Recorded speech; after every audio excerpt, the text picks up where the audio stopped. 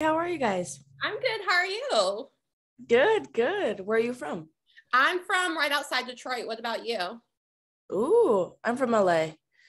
Cool, cool, cool. So let's get this started. What attracted you to the role of Alex in Hustle? What attracted me to her was she's so artsy. And in Hustle, it's a huge detour from the theme of the film, which is basketball and sports. And so it was nice to represent the theater kids and like the Sure. film students of the world. So are you interested in basketball, or are you more like Alex into film and art? I think I'm a mix of both. I am an actor and I love film and stuff like that, but I also am on like a women's rec league for basketball and like play all the time. So it's like both of the things. Well, how was it like to be in that movie with all of these basketball players then? It was cool. It was so cool. And like I knew the most popular NBA players. I didn't know like the nitty gritty, like the people that if I was like a true NBA fan that I would know. But post hustle, meeting everybody, now I'm like so well acquainted. I know all of the stats, all of the people. And so now I feel very well educated on the basketball players.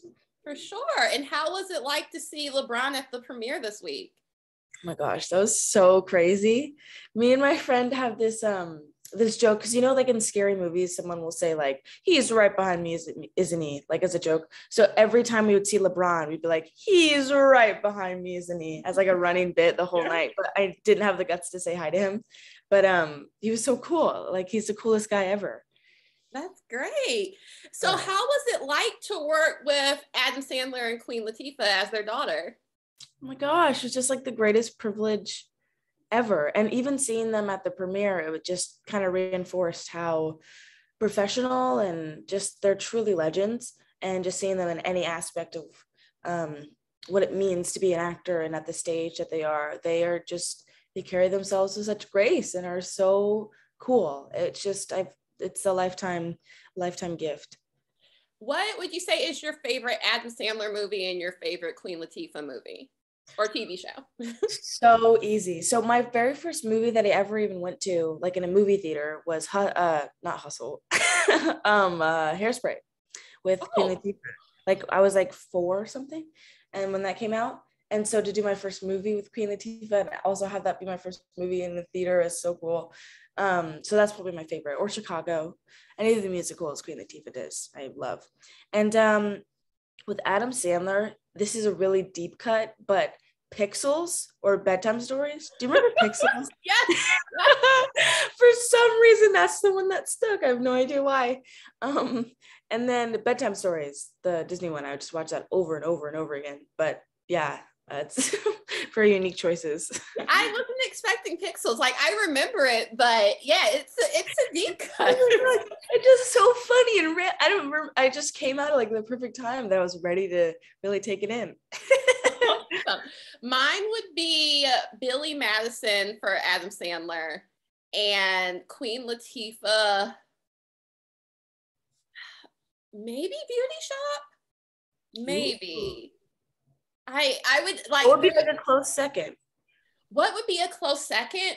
Um, it would be a TV show, and I would say Star. I was really into Star in the music. So yeah, those would be really close together. But I feel like I could name millions. But those would be the ones when I think of Queen Latifah for some reason. Of course, Hairspray too, because I really like musicals. But I think Beauty Shop. Perfect choice. Yeah. So, what did you learn from working with Adam Sandler and Queen Latifah? I just learned so much about it. They're really cool because they're not pretentious at all. So they're not going to be like, listen, kid, let me tell you how to, they're very, very humble. So I learned most of the stuff through just the way that they carry themselves and just observing them. But Queen Latifah did say once that jobs get you more jobs once. And I was like, that's so true. So that would be a piece of advice that I got. Sure. And for Queen Latifah to not die in the movie, because that's allegedly a part of her contract, so you can always come back. Oh my gosh. Yeah. That's a part of her contract? Supposedly that she cannot die in movies because she died and set it off, and she didn't want that to happen again. So supposedly, I don't know because I don't know her, but this is what I've read, that she cannot. So cool. Yeah. I just love that. So I also heard that a lot of your downtime on set was with music, and that you're into jazz music. What else did you do on set? And also speak a little bit more about that if you could. Of course. It was so that first go around we shot in October 2020. We were one of the first films to be shooting during the pandemic. And so we had 2 weeks of quarantine, which was fun just to visit, Philly and go on hikes and stuff like that. But because I knew we were going to be, a lot of downtime, I brought my guitar and ukulele and all that stuff. So when I would go to set, I'd bring it just to fiddle around in between takes. And then one time, like Adam was like, "What is that?" And then he came over and we started playing, and it was like the sweetest, coolest thing ever. We played "How Deep Is Your Love," which was so cool, and it was awesome. And I'm a big fan of jazz, and Adam showed me Charles Mingus and Horace Silver, "A Song for My Father" is like one of the great songs that he showed me. And it was so cool because they're both very, very well versed in music, obviously with Queen Latifah, but like they just have great, like superb tastes. And the other things that we would do, I go on a lot of hikes because it was in the pandemic still, we're still in the pandemic, but it was very closed off during that time. So it was a lot of nature, a lot of music, a lot of like sensory stuff to lighten the mood. That's nice. So you saw the full movie this week, correct? Yeah. How was it like to see, and did you cry at any point? Because I teared up twice. Oh, really? Oh my gosh, it's so sweet. I cried even before the movie started because I had my best friends Avi and my friend Donna there, and just like to have people, it was just surreal just having like my friends there and just seeing like this was my first movie, and it was just so overwhelming and cool. I didn't cry like during the movie because I knew what was happening, but still it was beautiful. Yes, for sure. So you also play Angie on the L Word, Yes. Generation Q. But which character would you say that you're more similar to, Angie or Alex? Ooh, Alex. I think Alex.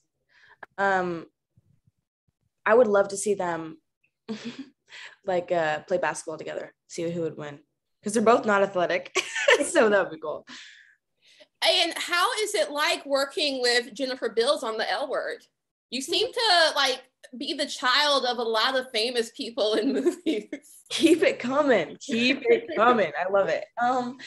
Jennifer's like she's the best ever. She was like, L Word was like my first thing ever. And so to have Jennifer just be like this guiding light no matter where I go, I'm like, oh, Jennifer's there. She's like the most talented actor I've ever worked with, and just so cool and smart and loving and awesome. Awesome. And did it feel like a lot of pressure to take on a character who already existed years ago and now you're playing them as a teenager? A little bit. I think I had a little bit of leeway because she was an infant when it was shooting. So it was like, there's not many that traits that I need to uphold. And if people are like, she cried too, I don't know. So it was nice that I think it was, it has to be like 12 years ahead. So it was like, it's a fully formed person. It could just be a new person. So it was nice. For sure. And I also read that you're also adopted. I am, yeah. How is it like to portray that as well? It was really, really interesting. So I think the biggest thing, like I was saying, like you said before, about it not being a monolith and all that stuff. And I got to learn with Angie, with having a sperm donor and stuff like that. It's such a different experience about having a mom present and then the dad not there and stuff like that, and what that means, and also a gay couple and stuff like that. But there still is with adoption and having a parent that helped birth you but is no longer there with you. It's a little bit of a universal thing. It's a little bit of a trauma either way, but a really beautiful thing. So it was really nice to have that experience and also get the privilege to portray a little bit of that with the difference in storylines and stuff like that. But yeah. Sure. So now, you're going on your third season of the L World. You just finished a movie. What's next? Probably a breather. I don't know. I don't know what's next. And that's like the cool part of being an actor. I have this vision in my head of like, after this, I'm going to take like 2 months off, go to Paris, do whatever. But like you make plans and God laughs at you. So who knows? For sure. Well, thank you so much for taking the time to talk to me. And I can't wait to hear about future projects. Oh, thank you so much. Love you speaking to you. Awesome. Thanks. Bye. Bye.